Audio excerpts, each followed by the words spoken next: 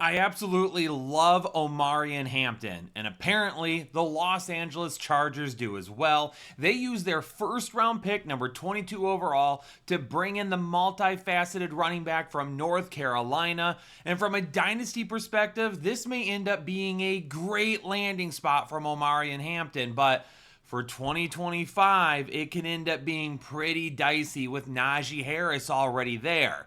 Is Omarion Hampton good enough and talented enough to basically send Najee Harris to the RB2 role? Seriously, when you watch Omarion Hampton on tape, you see so many strengths. It's hard not to love what he could do at the NFL level. The vision, the balance, the footwork. Not only is he the type of running back that is going to make guys miss, he's going to be able to find those open holes. He's going to be able to get through those very quickly. He is not scared of running you over. When you watch him on film, he looks like he's a fleet foot type of runner, a guy that's very finesse. But then you watch someone try to step in front of him and he lowers that shoulder, and all of a sudden he becomes that aggressor that is a true 3-down running back.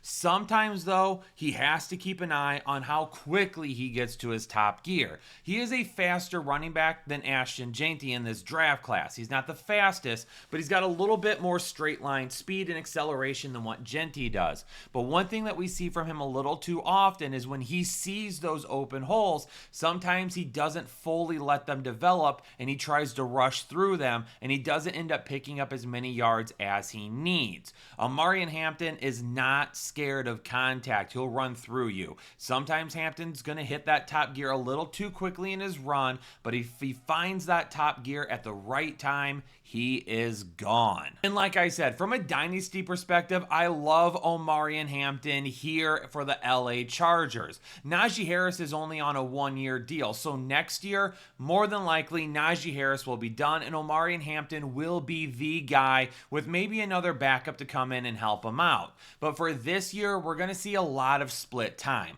I still think Omarion Hampton could find himself in a flex opportunity, especially if Najee Harris is the starter to begin the season, but doesn't necessarily put up the type of numbers that we would need him to do to be a full-time starter. You could see Omarion Hampton start to maybe get more and more workload as the season goes on. But to begin the year, it's going to be really tough to figure these guys out. If anything, though, this is worse for Najee Harris than it is for Omarion Hampton.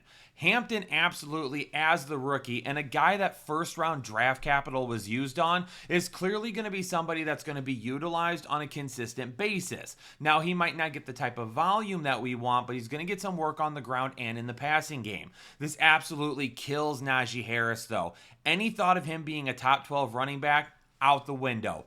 Done. In fact, at this point, Najee Harris is a guy that I am going to just absolutely skip over altogether. He goes from being a top 12 option to me to be a guy that I'm just going to pass on come draft day. This is great for Justin Herbert, though. It's great for the offense, and I wouldn't be shocked if they add another wide receiver at some point during the draft. Analytics, off the chain, all the channels, not the same. Jake and Kyle, you know the name. Headline Nation, we running the game.